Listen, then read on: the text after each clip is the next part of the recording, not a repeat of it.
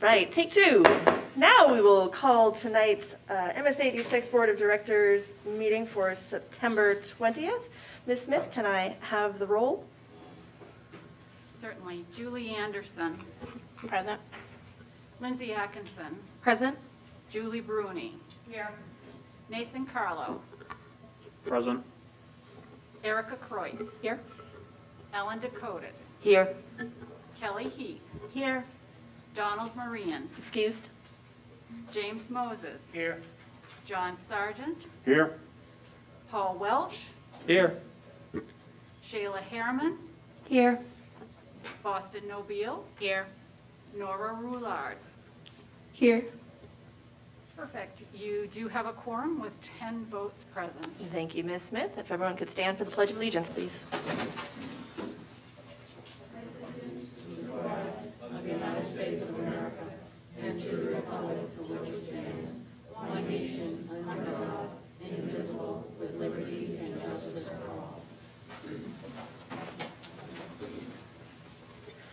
All right, our next item on the agenda, number 4, is to accept the agenda. Please note that we do have an addendum to item C. It's been printed out and is at your station. Do I have a motion to accept the agenda? Mr. Carlo, and a second. Mr. Sargent, any discussion? All those in favor? It is unanimous. Next is item 5, which is our public comment section. So again, as always, we ask our public comments to be between 3 to 5 minutes. We don't have a huge list here, so I don't think we'll have an issue with people repeating themselves. And just come on up when I call your name. I will, if you want to let us know where you are representing, the board will listen, and then we will be able to move on. So first is Jessica Bearer from Leamington, please.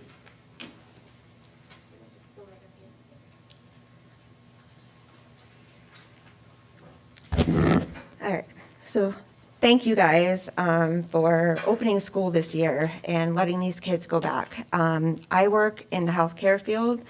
I have been in my job for 15 years. I have worked in the laboratory in the emergency department. I know how hard it is for you guys to go to work every single day and to deal with difficult people and answer difficult questions, because I myself have been doing that for the last 2 years with this pandemic.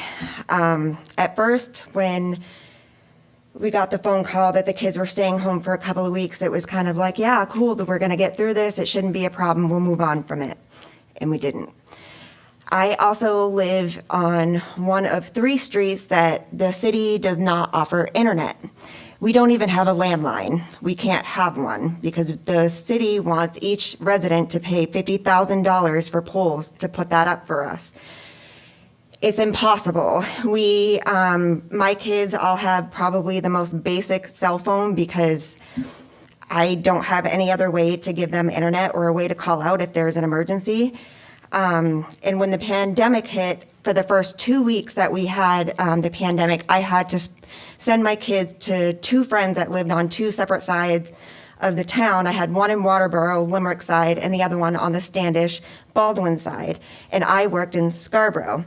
So I would have to drive my kids every other day to different places to try to get them internet. One of them was a friend of mine who was a teacher who, thank God, was home while doing her classroom, so it was a little bit easier. You guys were really great in handing out hotspots. That was a huge help for us. It was wonderful, and we were really excited to go back to school this year. My son wrote an essay on the pandemic, and it really crippled me as a parent, because I know you guys can go back and think of when you were 15 years old, 12 years old, 13 years old, and you can imagine what it was like to be a kid at that time. Imagine now a pandemic, stuck home. More alcohol is in homes more now than there ever has been.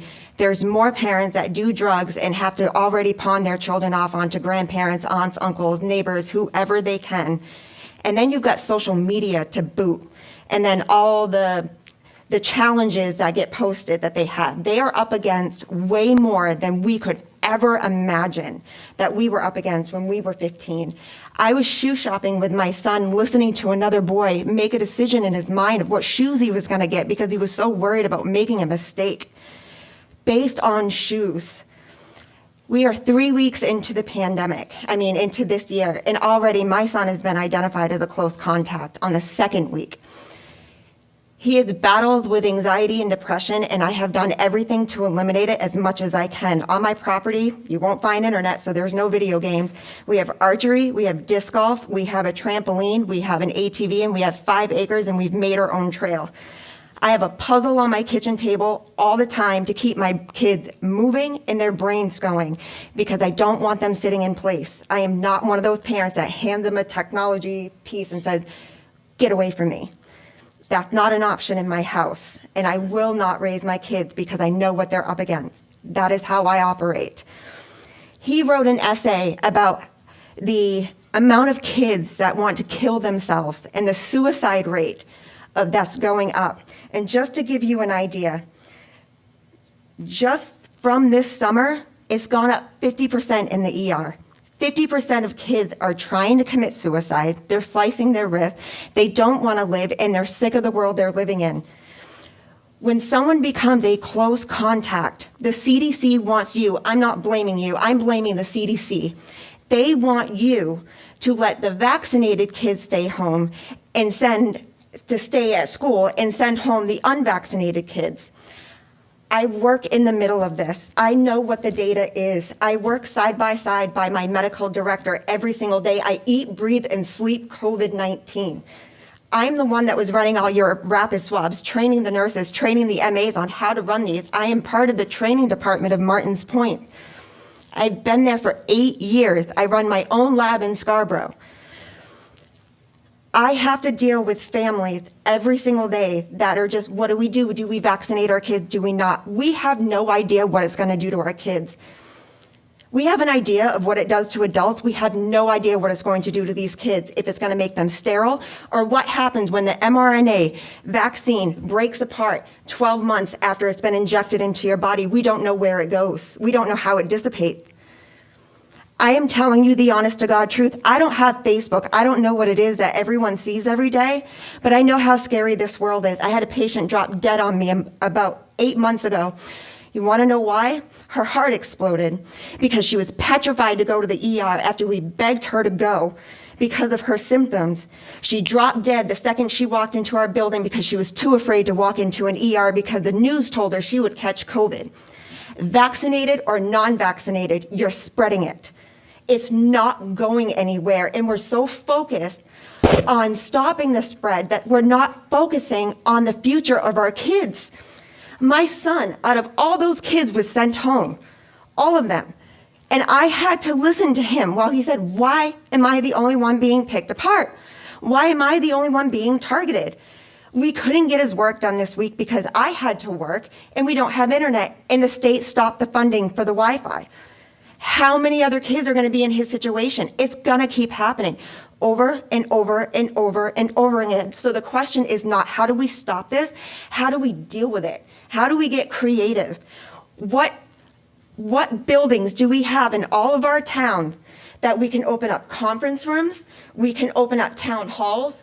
We have the technology department that's sitting in an old school. Why can't we send these unvaccinated kids that are close contacts to any of these buildings, monitor it like a a study hall, monitor it that way, sit them apart, much like you guys all are. For all you know, you could have been exposed today. You have no idea. Does the mask work? Absolutely, and I'll explain to you why. It's not the breath that comes through, it's the bacteria that it stops. We made experiments at work. We have culture plates, they're agar plates, they're lamb blood. It's what we take a urinalysis after they've tested positive for white blood cells. It's what we put it on to see what bacteria grows into it. If you cough with your mask off onto that plate, you will get bacteria grown within 24 hours. You cough on that plate through your mask, you're not getting anything because the bacteria is not making its way through. There's no reason with strict mask mandates with these kids why they can't live a life. There's no reason, vaccinated or unvaccinated, why they can't still get their education. They're already losing. They're already screwed up. They've got all this social media. They have all of this stuff weighing down on them constantly. They have all these things around them 24/7 telling them they're not good enough. They're not the best. They're terrible at what they do. They have so many kids that tear them apart on social media every single day. They have bathrooms that are boarded up right now because of all of the challenges that are going on that are coming out of our taxpayer dollars. But we've got parents they have their own issues going on. Do you know how many people have died of overdoses this year? How many kids have lost their parents? I have 2 friends that are teachers, and when we went over to doing everything by Zoom, you know how many DHS cases were involved in those kids that were being molested at home and it was being caught on the camera? How many kids were not eating, who didn't know how to dress, that weren't showering? They saw the living environment that some of these kids suffer with. It's not your fault that any of this is happening. It's up to us to make it work. It's up to us to give them their future that they deserve, because they're losing. And it's going to keep spreading. COVID is going to be here forever. There are 500 different types of COVID. One strand is what's causing all of this. You look on the back of a Lysol bottle from the 1990s, you're going to find it. Go to grandma's house. It's there. We need to focus on these kids. These kids deserve a future, and they're not going to get one if we continue to let the CDC, the president, and everybody else tell us how to live our life, because those kids need us to wake up and get creative and stop sending them home. So thank you guys. I'm sorry if this is like super emotional, but I'm fighting for my child, and I'm fighting for yours, and I'm fighting for both of you, because chances are it's going to keep going and it's going to keep happening, and there's nothing we can do about it. But I want you guys to go to school every day, and I don't want you ridiculed online because you got picked out of a crowd and you had to go home. That's not fair. Thank you. Thank you very much. All right, our next public comment is Mark Zoolander from Hollis.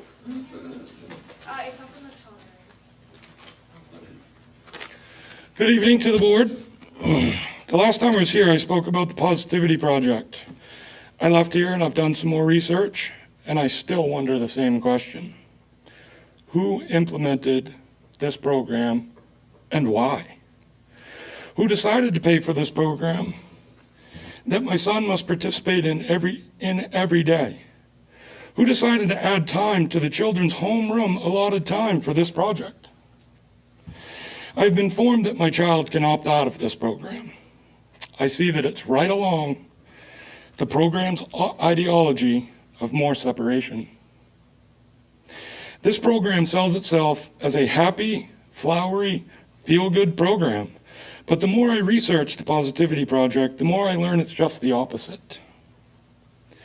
The Positivity Project is about separation, teaching kids that their life view should be colored with negativity about their and others' differences.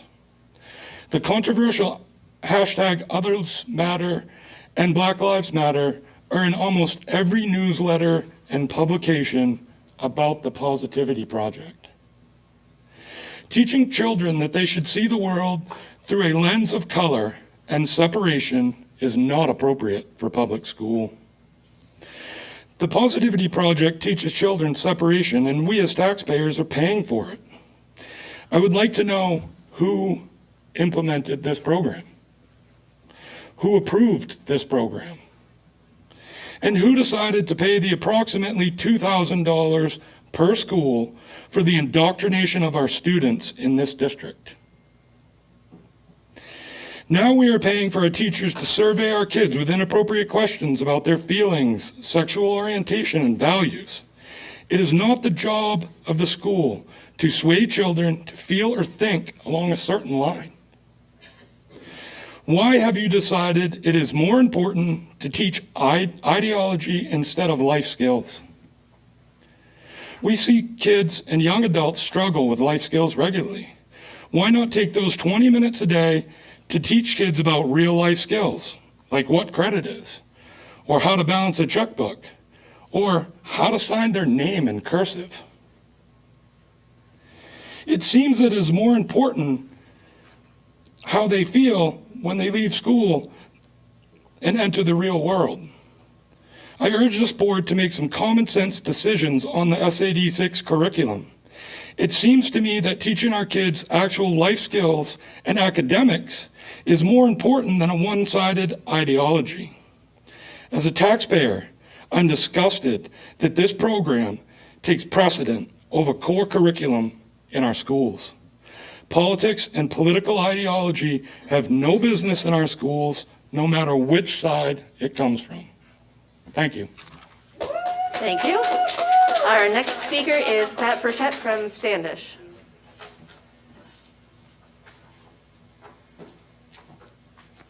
Hi. I want to ditto what she said earlier about the mask. I was here last year at a concert, the last concert of the year. My granddaughter's in high school. It was 90 degrees out. We were under the tent, and I thought the saxophone player was going to blow a gourd. I mean, the guy was hot, and he was blowing. He had a solo, and to me, that's child abuse. You guys are abusing our kids by having them wear their mask and inhaling our crap all the time. All the time. That's insane. God did not make us to blow that crap in a mask. He made us so that we blow out that poison out of our system and inhale fresh air. So by keeping these kids out of fresh air and locked up is not sane at all. And the other thing I wanted to bring up is the flu clinics. So I heard that it's supposed to be for the kids and the teachers. That's not your jurisdiction. Your jurisdiction is to teach the kids. It's not to make sure they get the shot. The shot is not your job. That's a parent's job between the parent and the doctor. It is not having anything to do with the school board or the school. If you guys want to take the shot because you're an adult, that's one thing. Go to your doctor and have it done. But we taxpayers shouldn't have to pay to have you guys shoot up our kids and shoot yourselves up in school. Your insurance pays for it, fine. Let the parents decide who gets the vaccines and who don't. And as far as I'm concerned, nobody should get the COVID shot if they're under 20 or even 30, because all it's done is it's killed people. It's given them strokes. A lot of the teenagers have cardiomyopathy, and if you look that up, it never comes back. You never get your heart back. It's always that way, and if you're lucky, you live through it. So as far as I'm concerned, that's not your business. Keep your nose out of it, and let the kids' parents take care of the vaccines. Thank you. Thank you. All right, the next item on our agenda is the executive session pursuant to 1 MRSA 4056A to discuss an employment matter. And do I have a motion to go into executive session? Mr. Carlo, Mr. Sargent has a second. Any discussion? All those in favor? It is unanimous. We will now go to executive session.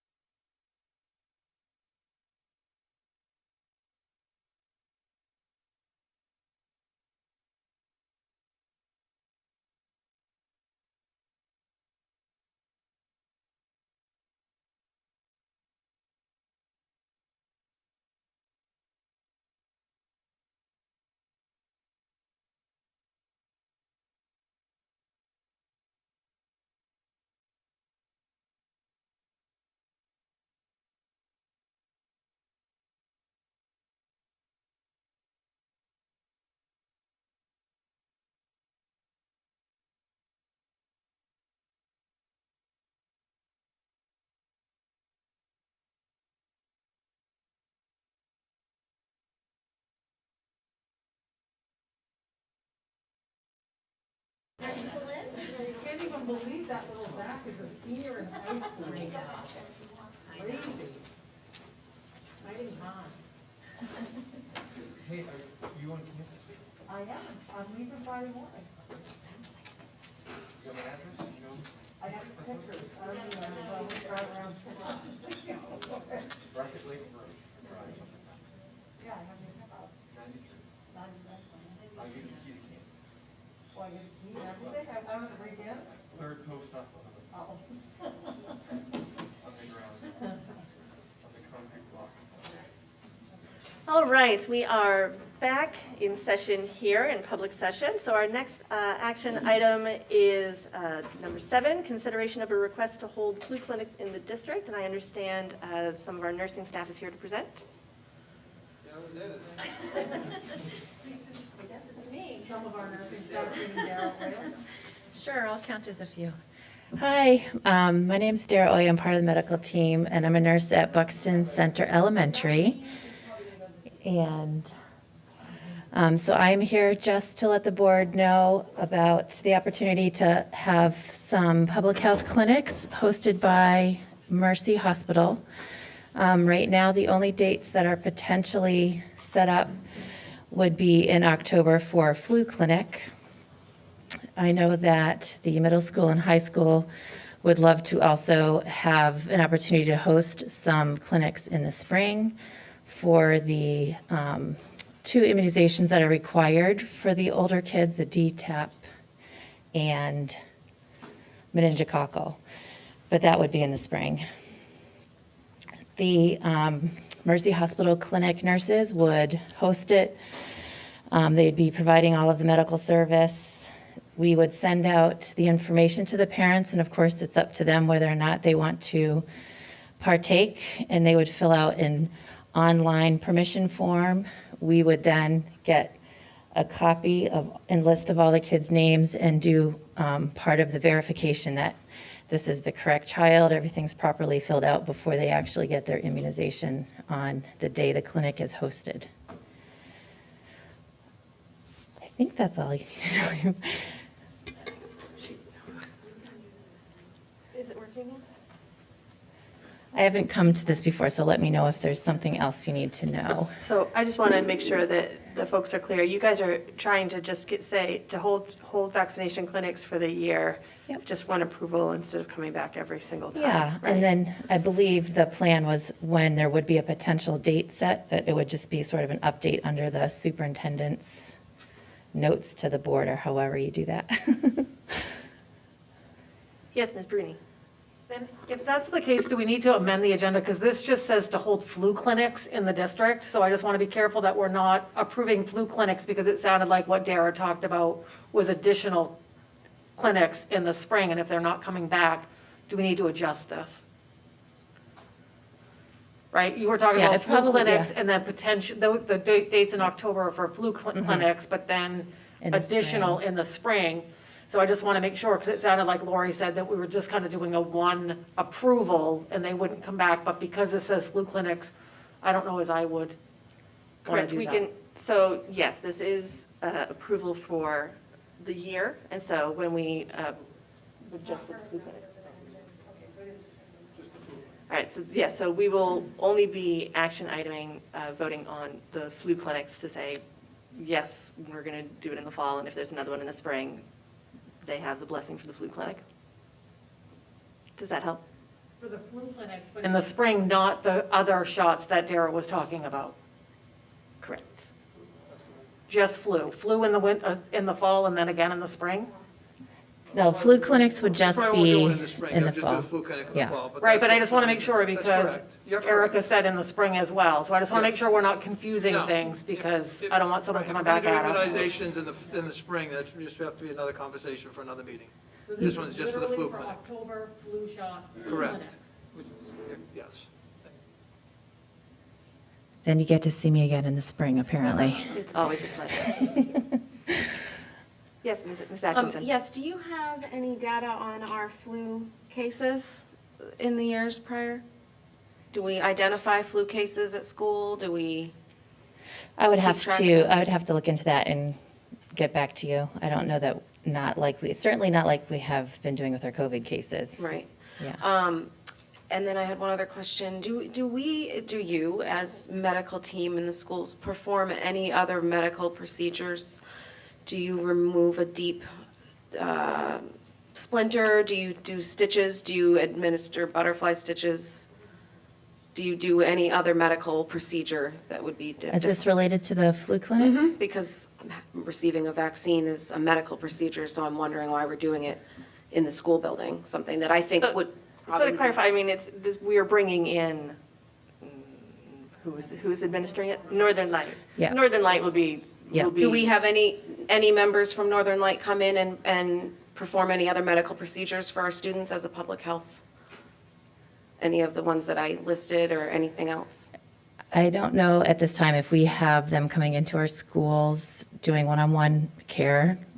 It is a possibility that it happens, but I don't think we do right now. Yeah, because I don't have access to all the medical records for all the kids, but. Right.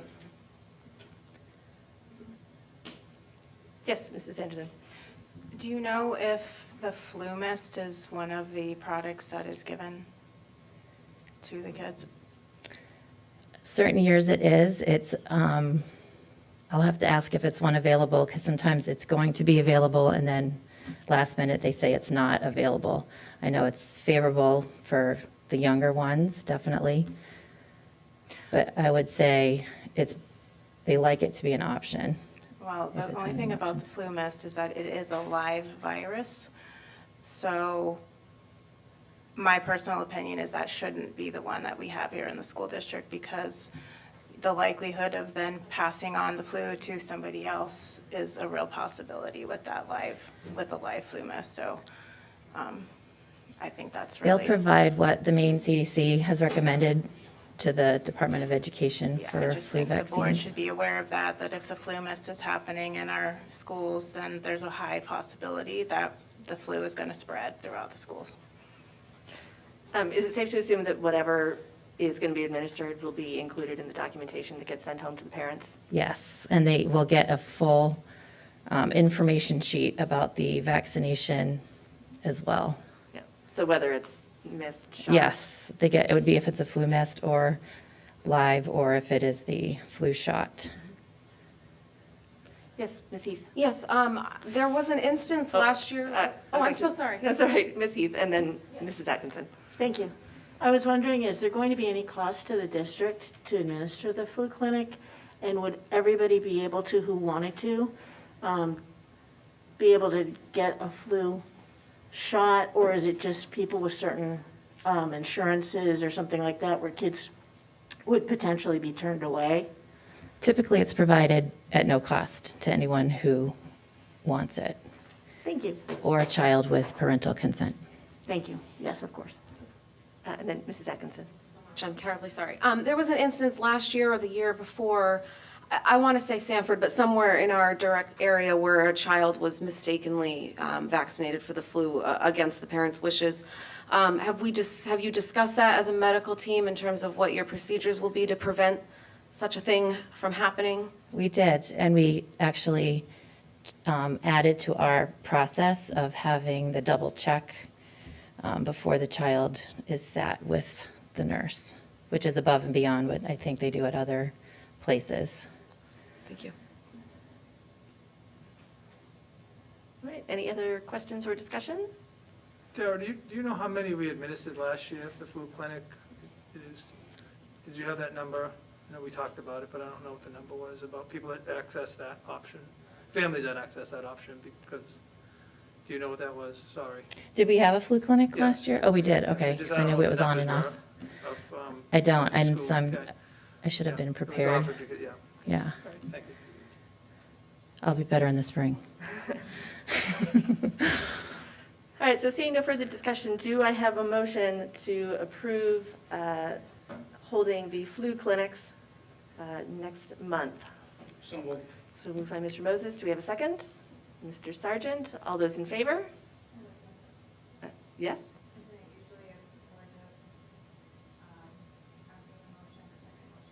Sure, do you have, yes, sure. Just kind of waiting to just kind of give my opinion on this. I'm sure you guys remember, we talked about this last year. You probably know my opinion on this. I just want to reiterate some of my thoughts. First off, does anyone find it concerning that all of last year, suddenly, the flu didn't exist for children or for anyone? Like, we stopped testing for the flu. Even though we know the data shows, and I've spoken about it often here, that children are more affected adversely from the flu than they are for COVID. So in my opinion, this just goes to show all of this nonsense that's happening here in our schools with masking. It's not about health, it's just about compliance. So for the flu clinic, these are the reasons why I don't think it's appropriate to have in schools. Number one, why is the school doing the job of the parents? Number two, true informed consent is not occurring when a parent signs that their child can get a shot at school. True informed consent weighs the risks of vaccination to any benefit, and that can only occur with a conversation between a provider and a patient or a parent. Number three, adverse reactions can occur from any shot. Thus, the reason I feel it's important that these types of medical interventions occur in a doctor's office and in the presence of a parent. Number four, medical decisions should be private, even for a child. Their rights matter too.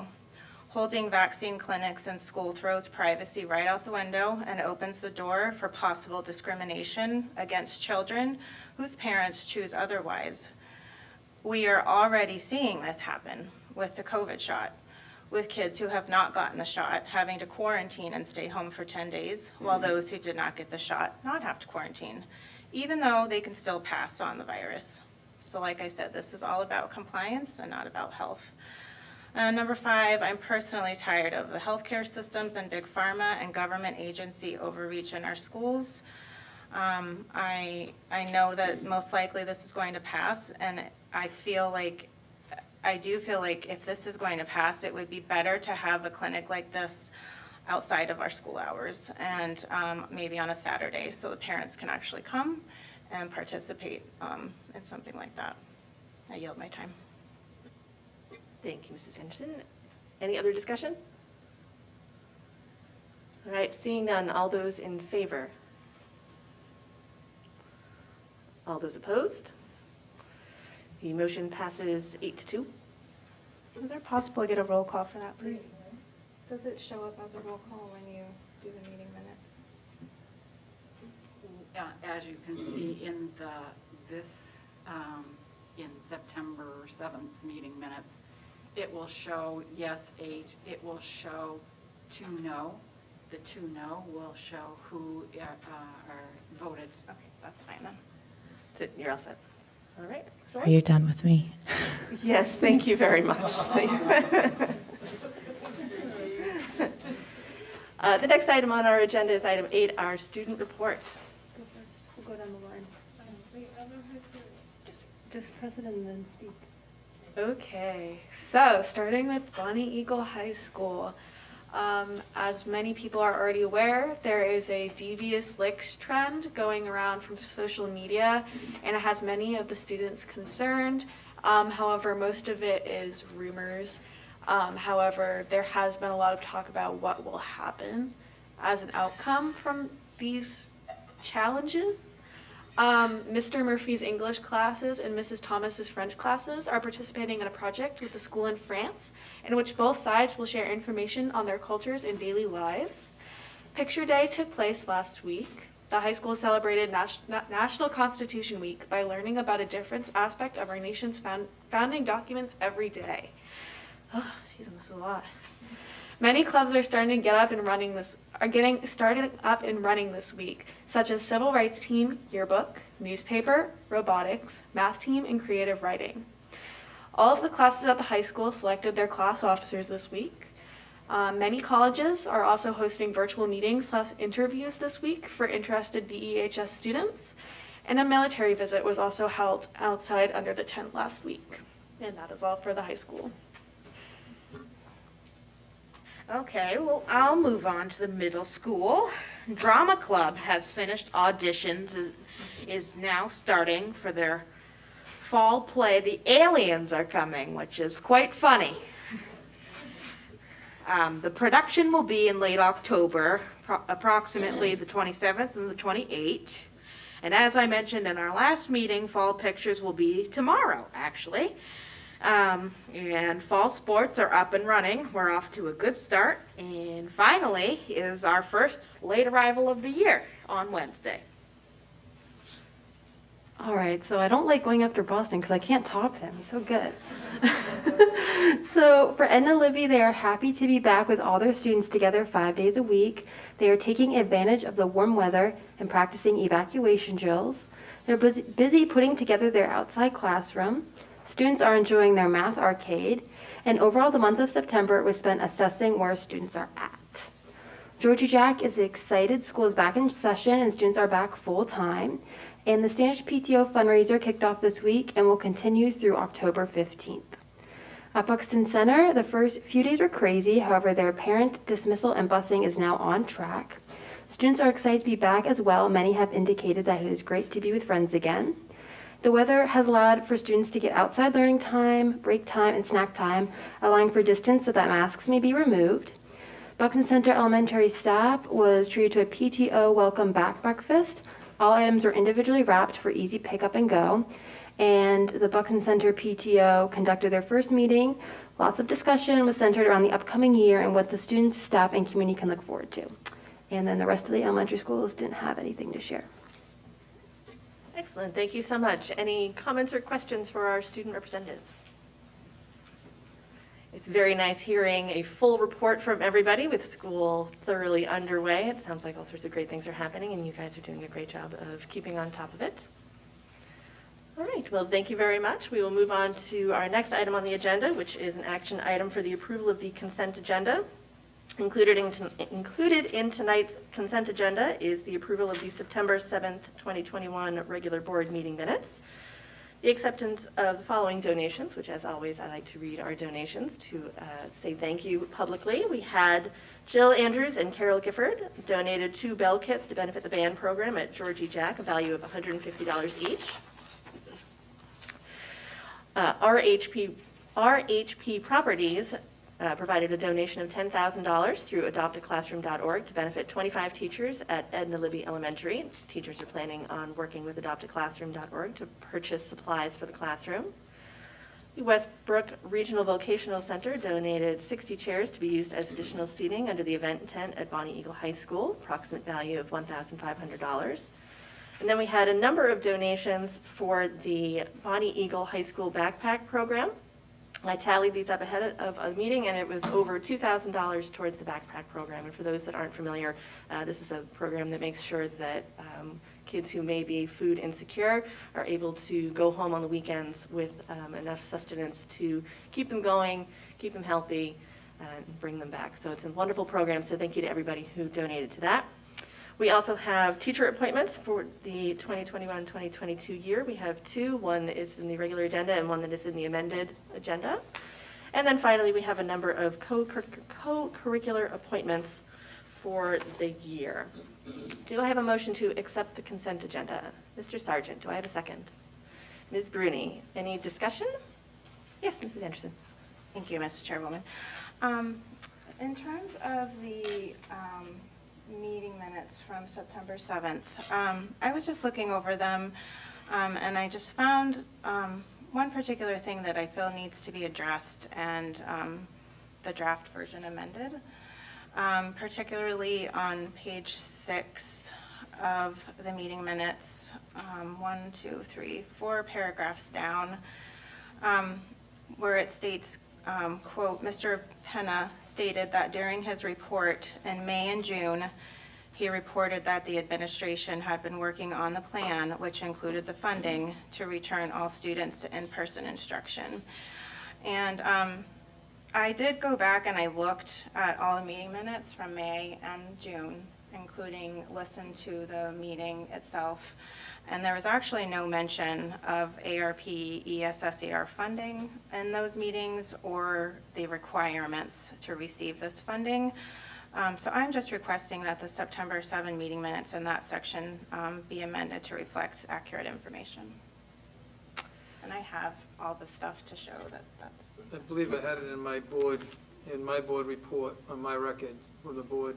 I keep records of all the board meetings and what I mentioned, and in both of those times where I recorded that I didn't mention American Relief Fund specifically, but the return to school plan that included hiring teachers in there. I had that listed on both of my reports from May and June, as for my board report, so.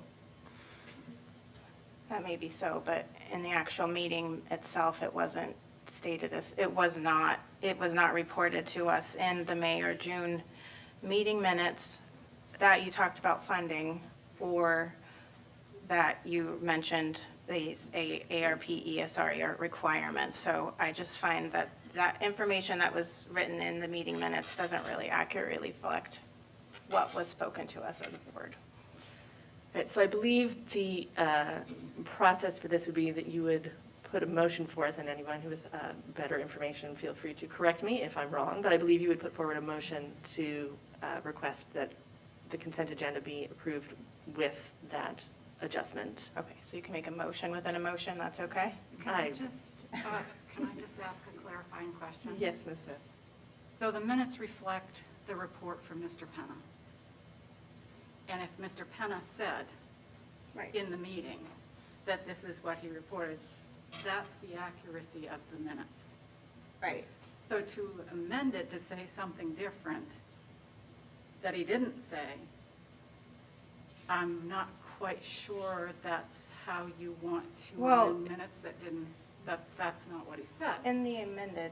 So what I'm wondering is if you want to make a statement in these minutes to correct what you're looking for, so that these minutes become public record and are accurate going forward of what you want to say. Right, well, I guess maybe I'm misunderstanding it because I thought that these particular minutes would still say what they say, but with an amendment. Isn't usually amendments happen like at the end of a meeting minute with clarification? Or would it actually be like crossed out and you wouldn't change what he said? I'm just, the research that I did does not prove that what he said, in my opinion, was correct. So. Right, so from my understanding, you wouldn't change the meeting minutes because what you're seeing on tape, which is already recorded, what has been written down reflects what's been said on tape. So you would be adding something to the minutes that didn't actually take place. Okay. So Ms. Smith, would Ms. Anderson's comment that has just been made be included in next meeting's minutes? It would be included in tonight's minutes. Okay. What you would like clarified from the minutes of the previous meeting. So you would like something clarified in a statement as record, public record on this evening's minutes. Okay. To reflect. Okay. Do you need me to repeat what I already said?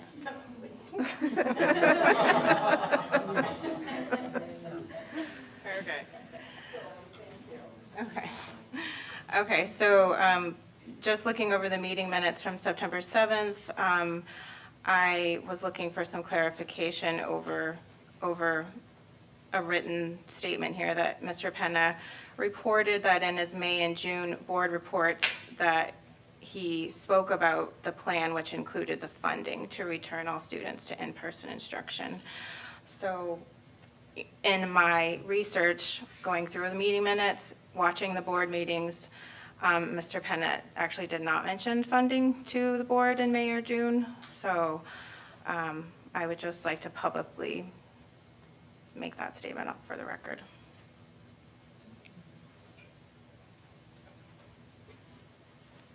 Thank you, Mrs. Anderson.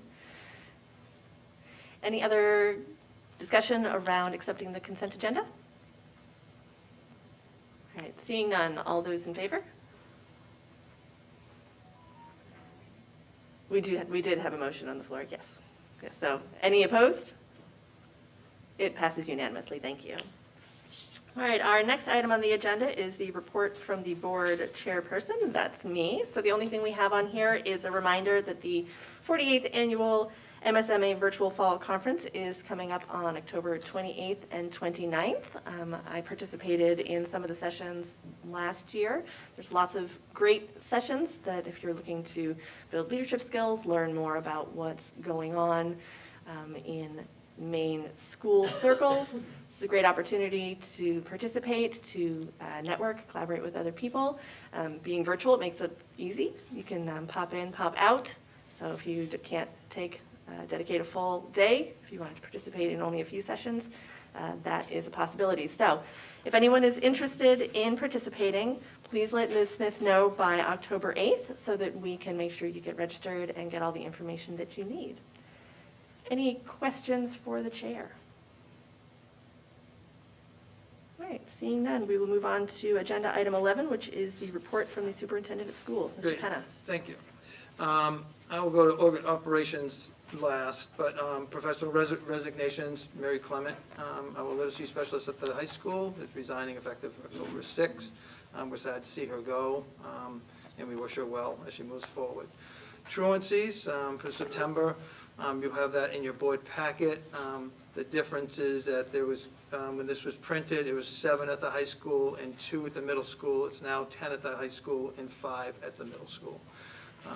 For accuracy, just so you know that. And staff hires and resignations, as you can see, we have more hires and resignations, and that's a positive thing. We wish the people who are moving on much success as they move on to the next journey, and we welcome our new hires to our district. We look forward to working with them. Update on operations. I'll give you a quick update. I kind of like that format of giving a quick run through of the district. Under food service, is working incredibly hard to keep up with the students taking advantage of our breakfast and lunch. We are extremely excited to see the increased numbers of students eating school meals. Dottie Janata continues to be very creative with menu selections that are student-friendly, and it seems to be making a major difference. I want to thank the nutrition department for all their commitment to our students. Facilities are very busy this time of year, keeping up with the fields in their rigorous cleaning activities of routines of all of our facilities. Chris Plummer has completed another water test at Steep Falls, and all but one faucet has met the requirements of less than 4 parts per billion required by the state. And also, Bill will be working with Adam, our new Thibodeau, to develop a plan to deal with the building issues at Hollis with regard to the wall rot, as some of you may have heard, or from other councilmen or selectmen on that issue. It's been an ongoing issue, and that'll be a major priority when Adam gets on board next week. Transportation Department is working incredibly hard as well in their recruitment efforts and training new drivers, as well as refining the system of efficiencies. It is the start of the school year, and there's some kinks to work out, and they've done a wonderful job doing that. Dottie Muchmore and her team work incredibly well together and have an all-hands-on-deck approach, making sure the system is operating as expected. Technology is doing what they always do and keeping the systems functioning as expected. The iPads have been distributed to students, and there are no issues with this device. However, there are some students that haven't picked them up yet, roughly 90 at the high school and 10 at the middle school. Our tech coaches are extremely busy with Google Meetings to answer staff questions. And at the middle school, in the middle school and high school coaches are working with staff and students, and they work with a QR code so that they only have to, if they do that QR code, they get immediate access to the coaches for their assistance. And Scott Nason is looking into the availability of hotspots, as you heard earlier tonight, that they have been taken. We don't have access to those like we did last year. And so in the event there are any changes in the district, he is trying to prepare to secure some of the hotspots. Schools are functioning very well, and we are happy to have students in classrooms. We are still waiting on furniture orders that will help us with the spacing issues, particularly at the middle and high school. The high school is the only school currently relying on outdoor eating space, which will be their focus of their planning for the upcoming weeks about how they're going to transition from outdoor eating into in-school eating as the weather begins to change. Lori and I do spend a lot of time in the schools, and we witness teaching and learning firsthand. And there's a lot of great work going on. And like I said, we're excited to have the students back full-time, and we intend on keeping them there. The high school and middle school have both met criteria for outbreak status. You may have heard that, which is defined as 3 cases in 14 days, not family-related. We are assigned a DOE outbreak team who has reinforced that our mitigation strategies are appropriate. And they also, looking at both of those schools, clearly have said that with the number of students that we have, in comparison to cases, that we are doing well, but there are no new mitigation strategies that they think we should be taking into account at this point in time.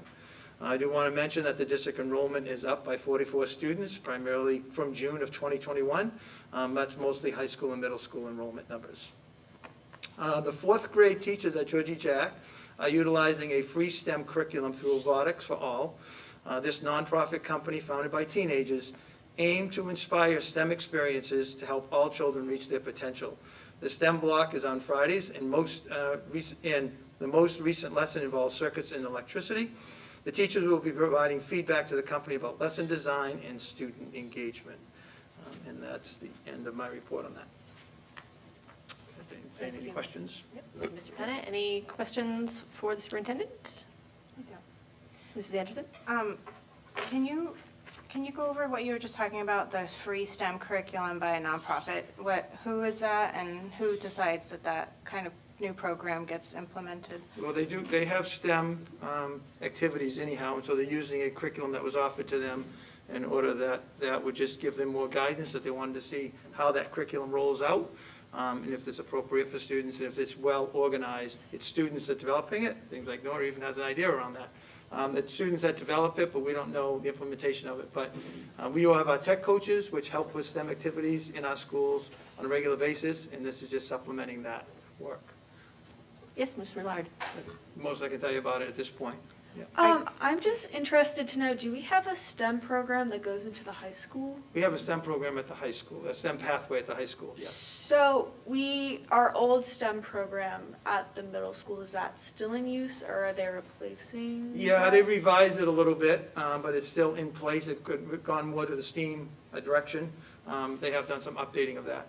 So just to keep kids consistently engaged in the program. with this new STEM program, will they still transition easily into high school? Yeah, I mean, this is just a curriculum to follow. It was a free curriculum, and they had the opportunity to access it. It was developed by students, so they kind of wanted to see how that looks in comparison with our tech coaches and with some other STEM activities that are going on, which circuitry is a very normal activity that we do in our schools anyhow. So they wanted to see how they compared with the activities that we're giving our students currently.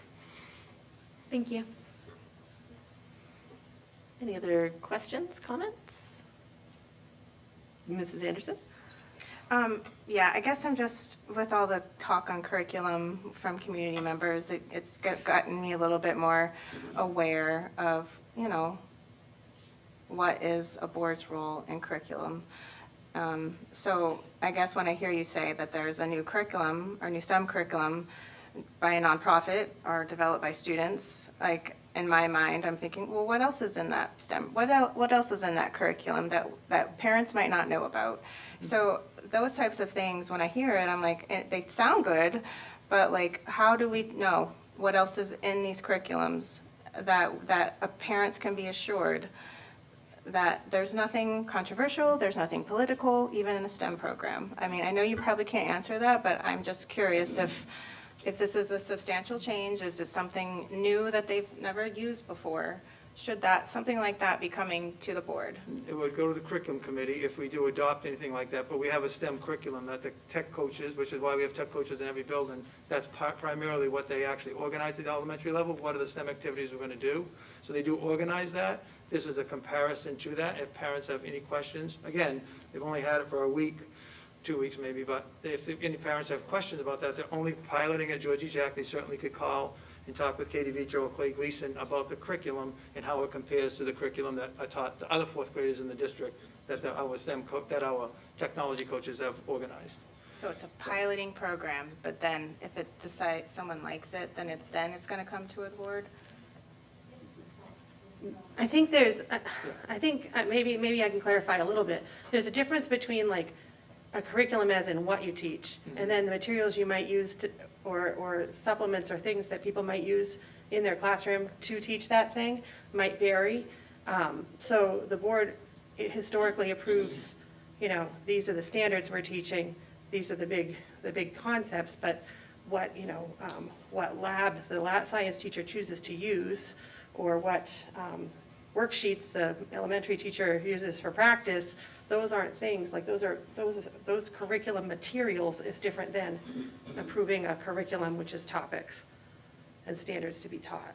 So the board doesn't typically approve all the materials that teachers use. Does that help? I don't know.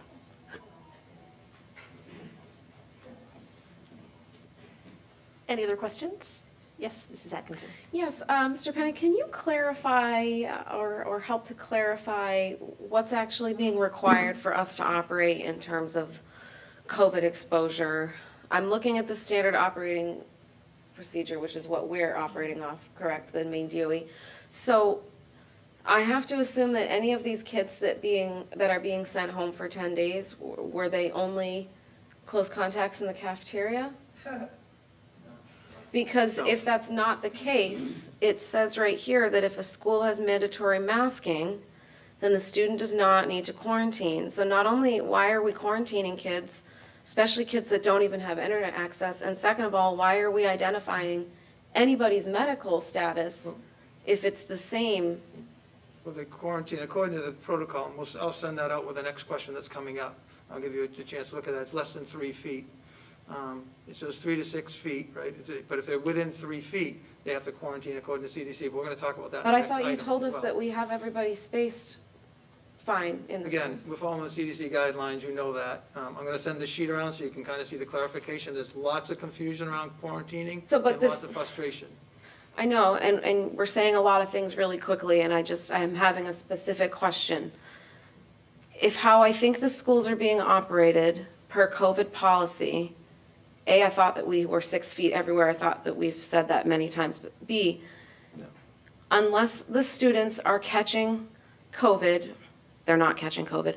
Unless the students are being identified as close contacts in the cafeteria, where else is that happening? Because you are mandating the children be masked. So how is this woman's son being singled out and sent home for more than a week without any schoolwork unless we have a lunchroom issue? Is that what the issue is? No, it's not a lunchroom issue. It's a bus issue. Could be a playground issue, could be a contact issue, a variety of things that would do that, which is what we're going to talk about next, about how that quarantining happens. But I thought a close... It's not a 6 feet, it's a 3 to 6 feet. The 6-foot radius never really changed, but what they did, the state did, the CDC did, is they said now 3 to 6 feet, and that becomes the issue. We do have some situations that the students are less than 3 feet, and we've asked administrators to clean that piece up and try to minimize those things, which is why we hired more teachers to spread more kids out so that we'd meet the minimum of a 3-foot requirement. But it's still that 3 foot, which is what we'll go through the next item, 3 to 6 foot area. That's causing some of the quarantining, which. So how many kids have been quarantined across the district so far? I don't know, I have to look at the dashboard to see what the numbers are today, but there were, I don't know, X amount added to that list today. But there were 15 from the bus as of Friday when I looked at that one, which is the next issue we're going to talk about. Mr. Carlo? Thank you, Madam Chair. Just a quick clarifying question. Last year, am I correct in my understanding that if there was a positive COVID case in a classroom, then the entire class would have to quarantine? Correct. Right, but that was last year. Correct, June. And the CDC recommendation now is that within 3 to 6 feet of the student who had a positive diagnosis. Yeah. So it's a reduction, it's an alleviation in the CDC requirements compared to last year. Is that correct? That is correct. Okay, thank you. Yeah, Nora has a question. Nora has a question. Yes, Ms. Roulard. Maybe just a little bit more clarification from someone who does ride the bus. Masks, after a long day of wearing masks, it's understandable that your kid isn't gonna wanna wear it anymore. It's difficult when you don't have the same supervision you would in school, because your bus driver is busy driving the bus and there's not really anyone watching you. You wanna move that mask down. So it's kind of like, I have witnessed some of that, and that may have something to do with more of our COVID cases or our quarantining.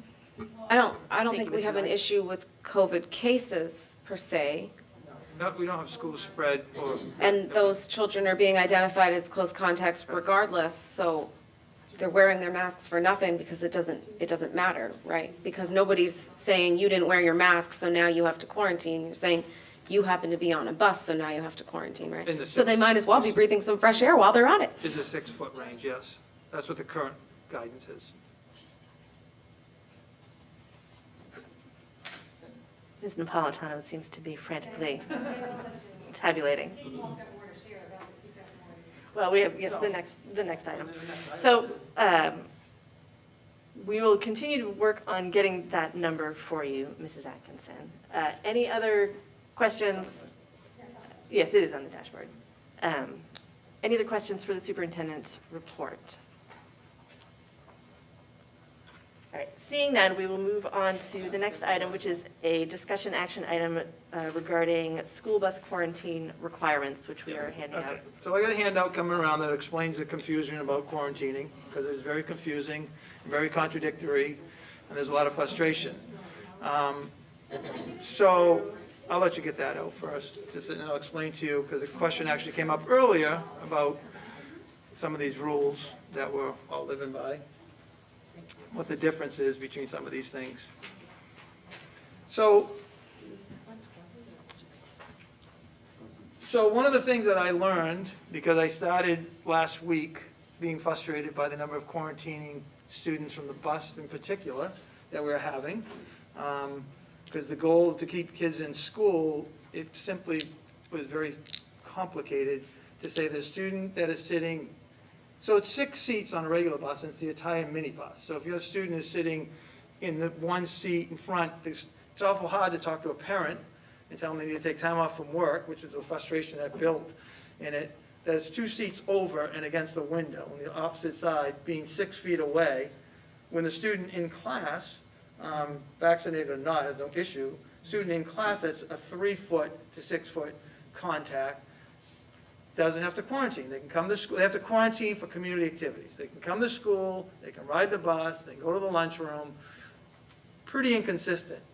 So wanting to make sure that we didn't I didn't put the board in any particular jeopardy from anything, I started emailing the regional nurse first, who we are assigned a regional nurse, the state, and it ultimately made its way back up to Nancy Doobie, who's the state DOE nurse, who called me Friday afternoon to tell me that I couldn't make this recommendation that I'm about to make, which was concerning. It was interesting. I'm like, well, if it's a recommendation, I don't understand why, because there are schools that are not masking, or they're optional masking, and there are other recommendations that people are choosing to follow or not follow. I feel this one is very inconsistent. It's the hardest one I have to justify to parents when a student, they have to quarantine because they're 6 feet of a bus, but their neighbor's kid was 3 feet in the classroom, and they don't have to quarantine, at least at school activities. So I chased that a little bit. Got a call this morning from the commissioner's office, because there's some interest in this, and what we're discovering. And although we had a great conversation, again, I didn't get much clarity other than this item, which I want the board to be aware. When they look at masking, washing your hands, staying home if you don't feel good, in the CDC's eyes, they look at that as a mitigation strategy. I would argue that spacing is a mitigation strategy, and that's why we hired the teachers we did and spread people out and moved them. But they look at that as a CDC public health strategy, so that if school districts begin taking this issue on around quarantining, per se, they feel it's sort of going to go could go in an awkward direction because the CDC, the federal CDC and the state CDC are aligned with, here are the quarantine rules to minimize spread. It's pretty hard to divide that conversation, but that's the conversation that they're trying to divide, that the spread is by quarantining these kids, then that'll help us reduce the spread. Masking will help us reduce the spread in this other way. So that's how they defined it. Is that kind of clear as mud? The definition is CDC is quarantining is connected to mitigating public health issues. Strategies such as masking and hand washing and those things are looking at mitigation strategies of the spread of the disease. It's not necessarily a public health thing. It's a thing that people can choose to do or not do. You walk in the store today, there's no state mandate, there's no state of emergency. Some people may have masks on, some may not. So they look at that as optional. So that's the definition I've gotten. And so what I'm proposing is, because we are not seeing school spread, as a matter of fact, there's been a lot of talk even from Dr. Shah that there isn't a lot of school spread.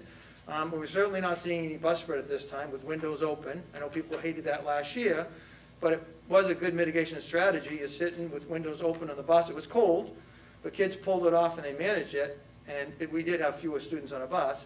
But nonetheless, it seemed to me if we are masked and we had our windows open, as we are doing, then my recommendation to the board is to, at very least, for the first step out of the chute, is that we would look at saying, why wouldn't our quarantining issue be the same in a classroom as it is on a bus? If you're 3 feet in a classroom, you should be, that's fine, you're going to be quarantined. We'll live through that for right now. Let's just put that over here because we're living in that.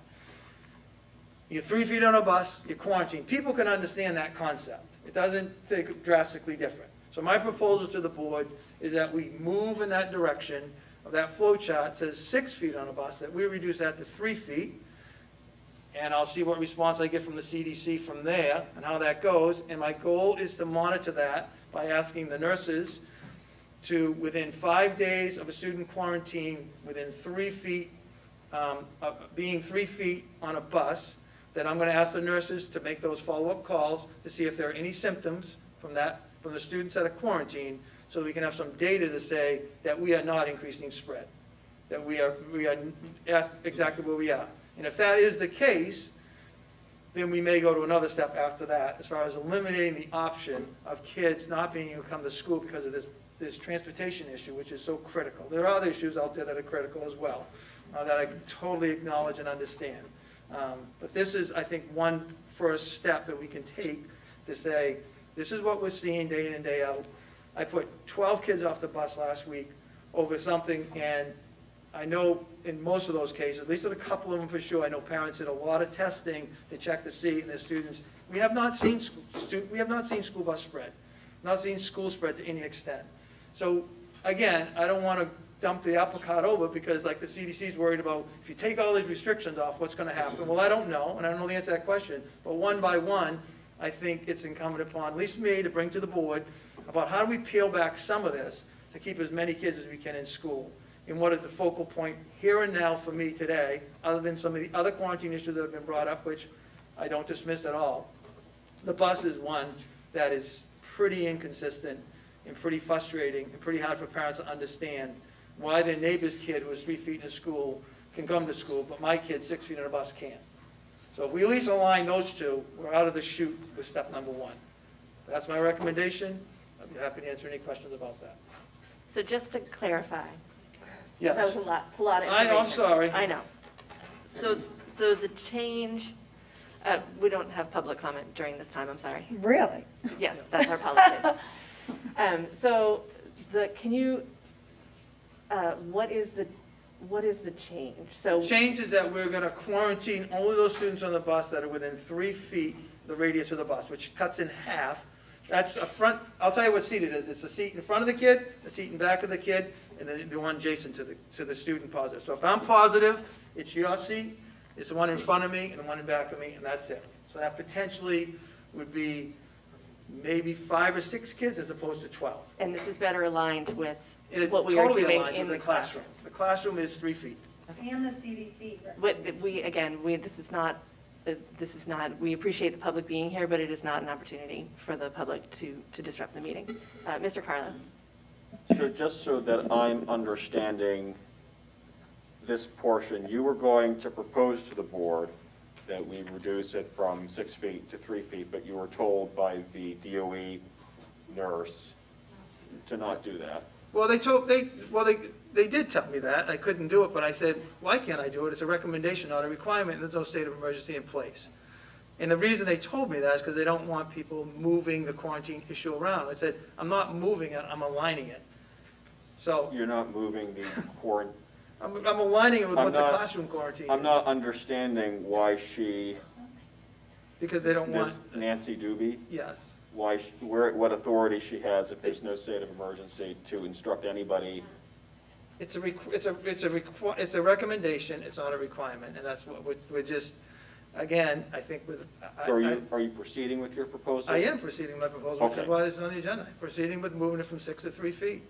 And we'll see where that goes, and if I have any repercussions from that, the board will hear about that, but I don't think there can be. There's no state of emergency, and we're gonna track the data, and we're not doing anything different than what we're doing with students in school. Yes, Mrs. Anderson. So is this whole thing a recommendation? This entire thing here? Everything in the whole SOP is a recommendation. Why are we doing it then? Because the Why are we board voted to do that. We're talking specifically about the 6 foot and the 3 foot though, right now, right? So these other things, the issue on the table for this item is that specifically, about what are we doing about buses, and that's how we're gonna address the issues as we move forward. Right, but my question is the quarantining on a bus for anyone within 3 feet a requirement from the It's a state? recommendation from CDC, Okay. From the DOE. from the DOE and CDC, but the DOE takes its direction from the CDC. We just have to remember that, but Yeah. even if we voted to reduce it to 3 feet, it says up here that fully vaccinated don't have to quarantine, but unvaccinated do. So is that the case still? Like in this particular instance, that if there's someone within 3 feet of a positive case, that if they're vaccinated, they don't have to quarantine on the bus, but the other one? That's correct. Right now, vaccinated doesn't have to quarantine. That's For ridiculous. anything. I can't get around all this. This is so Can we discriminatory. please keep decorum at the meeting? I know, I do understand that there's a lot of passion about it, and I feel the confusion. It's very frustrating, and I know in speaking with Mr. Penna, it does feel like things feel arbitrary. I'm not making these decisions. Right, and so we're trying to peel it back one piece at a time, as opposed to just throwing all caution to the wind and say, let's just go for everything. We're just trying to peel it back one layer at a time, the best that we can, and keep it so. Mr. Sargent, did you have your hand up? I'd like to make a motion to accept. Is your microphone on? No, probably not. I haven't spoken yet. I'd like to make a motion to accept Mr. Penna's recommendation to reduce it from 6 to 3. Do I have a second? All right, do we have a second for that motion? Ms. Bruni? Any final discussion? Yes, Mrs. Atkinson? I'd like to make a friendly amendment to that motion that, along with this change, that we allow for a discussion and a vote of all operating procedures regarding COVID recommendations every 30 days. I think it's more than fair, because we're going to get an update on how this goes. I think it would be prudent for the board to look at the data. We meet twice in a month. I'm asking for once a month that we vote on these recommendations and procedures going forward, seeing how much passion there is, seeing how much our children are being affected negatively by these mitigation strategies. I think it's of the utmost importance that we stop isolating these children and segregating them and discriminating. My mind is blown that we're even. So the motion on the table is for Mr. Sargent to amend his motion to say that we want to accept it and add voting? Every 30 days on COVID procedures. So Mr. Sargent, do you, yeah, so no, that was not. So the motion on the floor is to accept as proposed for the busing. Mr. Carlo? I just want there to be a little bit more discussion about this. So am I understanding this correctly, that students who are not fully vaccinated still have to quarantine, or are they exempt from quarantining? It depends, okay. So if you're vaccinated, even on the bus and in lunch, you don't have to quarantine.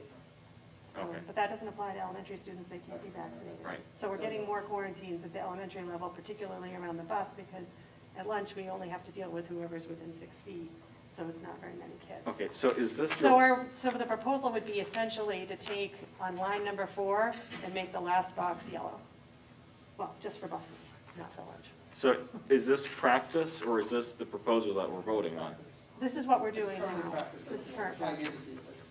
This is currently what the nurses are using to determine, and the administrators are using to determine who has to quarantine. So the proposal is to change the last box to yellow? For And that's- buses, not for and lunch. And that's what we're voting on right now? Or are we voting on other things too? If, Okay, I have no problem with that. So just, I got the numbers that you guys asked for before you vote, just so everybody has the information. So far, I'm not 100% sure if I have all of today's, but we've had 67 students quarantining. You can look at the dashboard, it's posted, but we've had 19 cases so far, just in this first couple of weeks of school. We've had 67 who've had to quarantine. That means that they're in the orange parts of this. We had 232 that were close contacts that were able to avoid quarantining because they either were vaccinated or because of the universal masking in the classroom. Thank you, Mr. Palatano. Yep. Yes, Boston. I was just wanting to clarify, if you are a pool testing student, are you able to participate in after-school activities? Yes, but we don't have pool testing yet. Okay, thank you. All right, any other discussion? Yes, Ms. Heath. I just wanted to clarify, if we're changing the language for busing to 3 feet, could we put something in there so that it's in alignment with what we're doing in the schools, or something like that, some kind of language, so that we're aligning we're aligning the bus with the classroom distance protocols. We're aligning with the classroom protocols. Something like that, yes. Fine. Yeah. All right, so the motion on the floor is to accept the superintendent's recommendations to reduce the school bus quarantine radius from 6 feet to 3 feet to align with our classroom procedures. All right. Can I ask a question? So Yes, are, Ms. Atkinson. so are we still identifying students as vaccinated and unvaccinated on the bus? And how are we doing that? It's through the nurse. So the nurse would call home for the close contacts and let them know their status. Okay. So they aren't considered close So contacts although- if they're vaccinated? So I will say before we vote, Paul, I think this is awesome, and I really applaud any time that we're going to say this is what works for our district, and I know their recommendations, thanks but no thanks. I think that that's an awesome direction to be moving, but until we stop segregating and discriminating and identifying children's medical status, what courses through their blood, I can't support it until we remove it entirely. All right, any additional discussion? All right, seeing none, all those in favor? All those opposed? The motion passes 8-2. Thank you.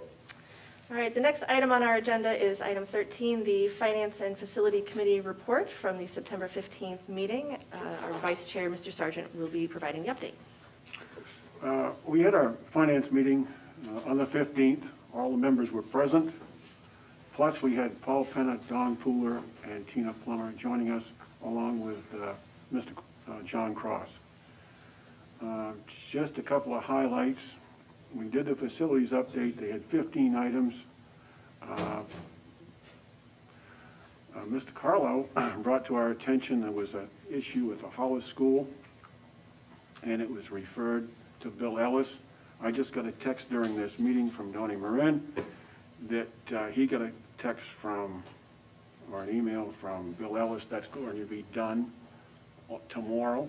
That's on their work order, so that will be addressed. And thank you, Mr. Carlo, for bringing that to our attention, along with the photos, so that we could all share that. Two highlights. One, we had the Historical Society request that they that the district extend them a longer lease than the 4-year lease which they've currently got. So the reason for that is they're trying to get grants. And the lease applies to the building next door, which they converted into historical work. And Mr. Pennant is going to schedule a tour and a meeting with the Historical Society so we can move forward on that. That has all kinds of attachments that we're going to have to consider, and that will have to be brought to the full board after we do some work on it, because they want a much longer lease, and the septic system and the water system is across the street and tied through this building and everything else. So that will be under discussion and under work. The second one was the land easement update. Mr. Penna brought us, and this was Mr. Cross who was there. He bought a piece of property behind the Edna Libby School, and included in that, he had a right-of-way to access his lot. Unfortunately, his right-of-way is where we put our septic system. So we had to negotiate with him to switch the right-of-way to the other side of the property so it wouldn't be in conflict and it wouldn't cost us money, move our septic. And he's been very patient. It's taken 18 months, and looks like it's going to be all wrapped up soon. Then we did the finance items, and everything is looking good there. And adjacent to that, as some of you are aware, Mr. Bill has been out on a medical leave, and kudos to Tina and Dawn Pooler for doing their job and Bill's job and bringing us up to date. We reviewed the 25 biggest items on the finance report, no exceptions. Dawn Pooler gave us a update on the financial status. Everything's looking good. And as some of you may be aware, we got additional funds from the state to pay the 55% after we've done our budget. They're anticipating out of the 1.7 that we take 1.5 for a tax easement to the citizens of the district. But that's just a target date now. And on the final page, we had the COVID funding update. And those are some startling numbers. You know, we've gotten approved for $5.6 million, and we got revenue of $5.4, and we spent it. We had ESER 1, which is $444,000, and that is going to be 4 buses to add to our fleet. ESER 2, we've got that, and that amounts to 1.8. We've expensed 1.3, and what that represents is 11 additional teachers and staff during this COVID. They've all been signed to 1-year contracts with the ability to do a second year because we have ESER 2. Now we have ESER 3, and that's about it. The only items of note is that Mr. Penna brought it to our attention that they're having to struggle to find enough bus drivers, and the same with the food staff. But that's it. Thank you very much. Any questions? Thank you, Mr. Sargent. Any questions for Finance and Facilities Vice Chair?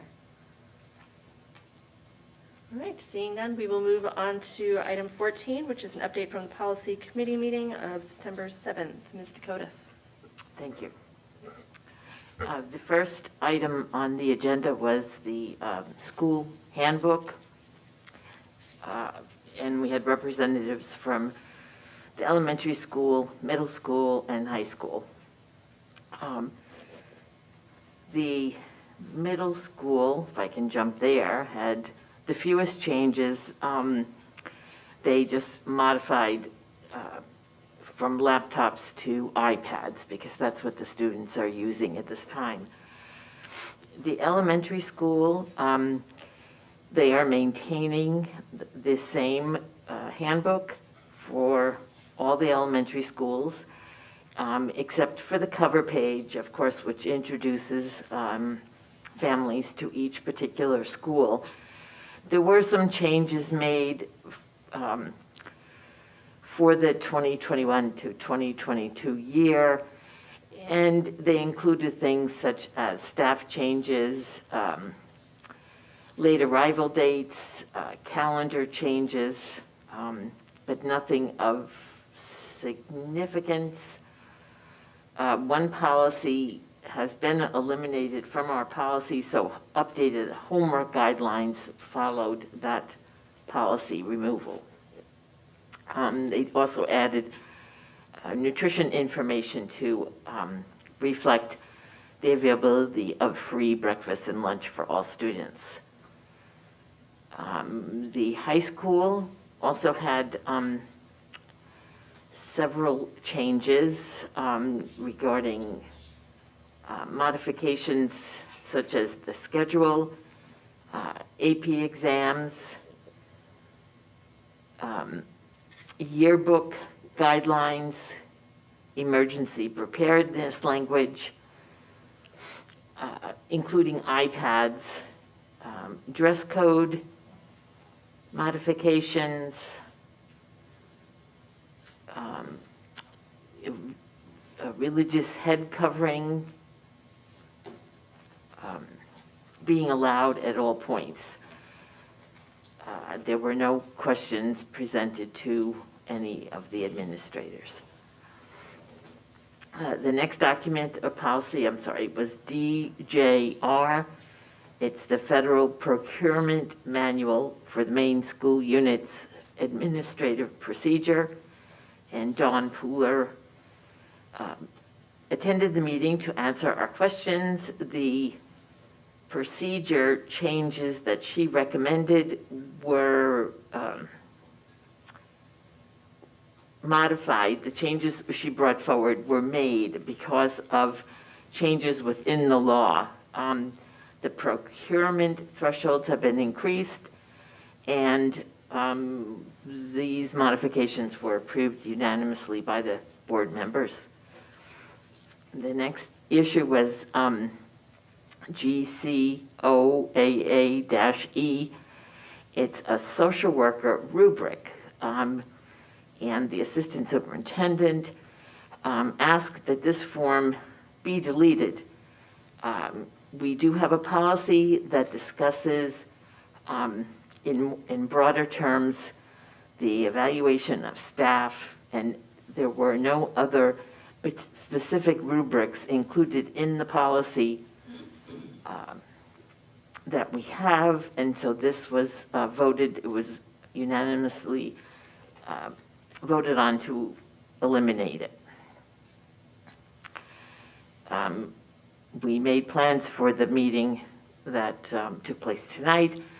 It was requested that policy BED be brought forward to the committee, and a proposal for school board volunteering was also brought forward. And the meeting adjourned at 5:05. Are there any questions? Thank you, Ms. Dakotas. Any questions for the policy committee? Okay, thank you. Seeing none, excellent, thank you. Next is item 15, an update from the negotiations committee report from September 13th. Ms. Bruni. Apparently my microphone is not working. It is fine, that's what I was thinking. Okay, I'll just go be Mr. Sargent over here. So we met on Monday, September 13th, and we had two items on our agenda. First being the review of the job description for the superintendent of schools. Oh, I didn't have his microphone either. The superintendent of schools. And we have spent 3 meetings doing the review of the superintendent of schools. We wanted to make sure that we had an updated job description for that, so when we start the process.